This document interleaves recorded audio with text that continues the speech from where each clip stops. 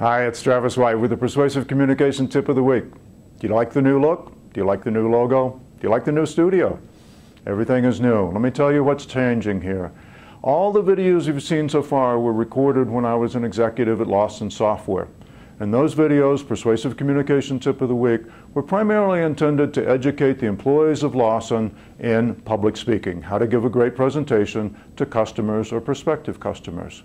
I retired from Lawson last year and I asked for permission to use those videos in developing my own practice. Lawson gave me permission and I'm forever grateful that they did that. So the videos you've seen so far, all of them were recorded for Lawson, all of them were recorded for internal education purposes, but many of them are also useful outside of Lawson for people interested in persuasive communication. I've since retired from Lawson. I've started my own company called Travis White Communications. You've seen the logo now. Also have a website, traviswhitecommunications.com. Also have a Twitter feed at TravisComGuy on Twitter. So you can get the Persuasive Communication Tip of the Day as well as the Persuasive Communication Tip of the Week.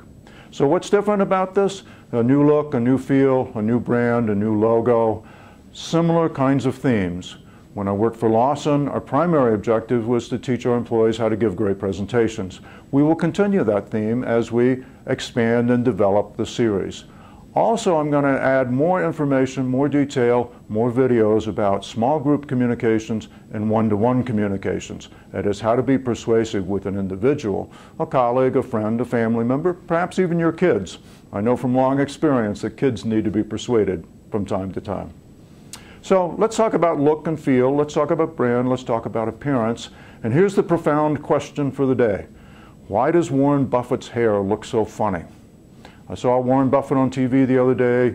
People were interviewing him about the various crises facing the world today. And as always, Warren Buffett, the sage of Omaha, was very insightful, very intelligent, very observant, had some useful, very practical tips and suggestions for people about the market, about the economy, about world politics. I also noticed that his hair was all out of place, particularly this backside here was all kind of stuck out. It was kind of a mess. And I thought, well, Warren Buffett is probably one of the richest people in the world. Surely he can afford a comb, or maybe even a makeup person. So why is his hair such a mess? And I think, I don't know this for a fact, but let me guess here, I think that the reason he does that is he wants to appear to be a smart person. He wants us to be persuaded that he is smarter than we are, more observant than we are, more intelligent than we are, more experienced than we are perhaps, and that we should pay attention to him and listen to his advice. Because he wants to appear as a smart guy. And what do we think of as a smart guy? In the United States, we think of Albert Einstein. What did Albert Einstein's hair look like? It looked like a firecracker had gone off on top of his head, and his hair was pointing in all different directions. That's a trope, that's a meme, that's an idea that we all kind of understand.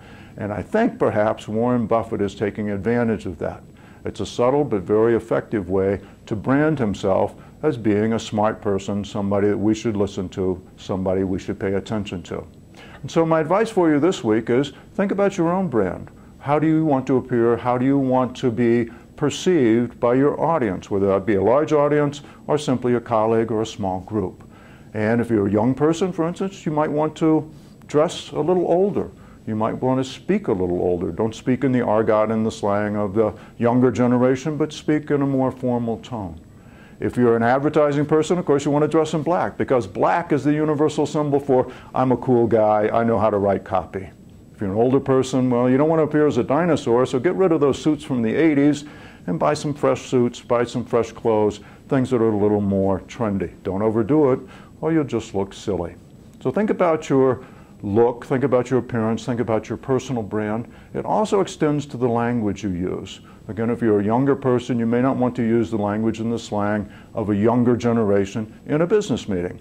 I know when I hear young people in a business meeting and they say, oh, whatever, I think, who would say whatever in a business meeting? That's just not an appropriate kind of thing to say. You're trying to make a decision. Whatever does not help us make a decision. So think about your look, think about the way you dress, think about the way you present yourself, and about your language. It's all part of your personal brand.